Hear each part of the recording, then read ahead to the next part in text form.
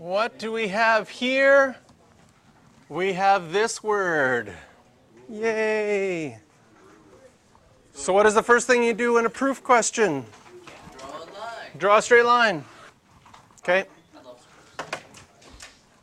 And unlike our proofs up till now, this one is different. We can't use the strategy of changing to sine and cos because both sides are already sine. They're both over 1. They're both a single fraction.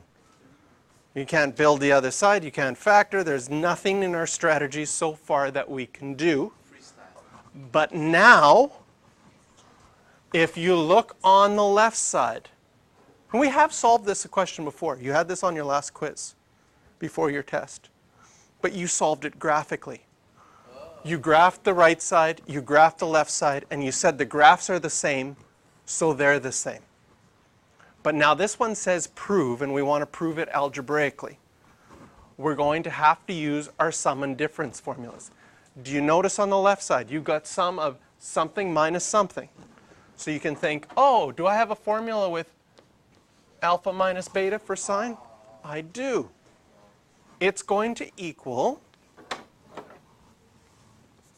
sine alpha, which is pi, cos beta, which is x, minus, cos alpha. Ooh, my lines, I have to, there we go. Don't worry, it still matches up. Cos alpha sine beta. And whenever you use the sum and difference identities in a proof, your initial gut reaction is this can't be right because I just made something that looks simple more complex.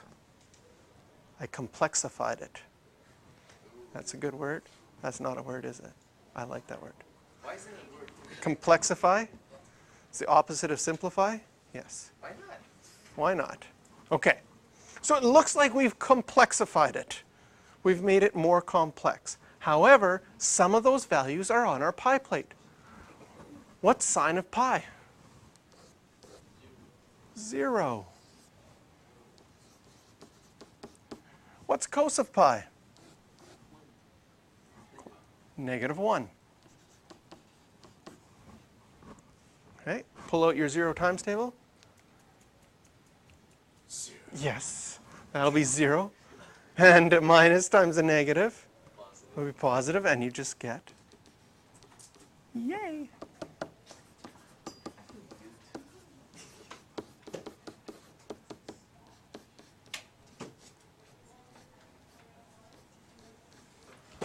Nice. No problem. So the negative, so what am I saying, sine x? Sine is beta, right? I mean, Subtracting a negative is the same as adding. yeah, but, oh, okay. I mean, you could have a step in between here that you wrote 0 plus sine x, and then you'd have to really use your skills of adding nothing. Wait, why is it not sine beta plus cosine negative x? Why isn't it a negative x in here? Because we're using alpha as pi and beta as x with a minus sign in between. Okay, questions for practice here. 9, 10 II, 11, and 14.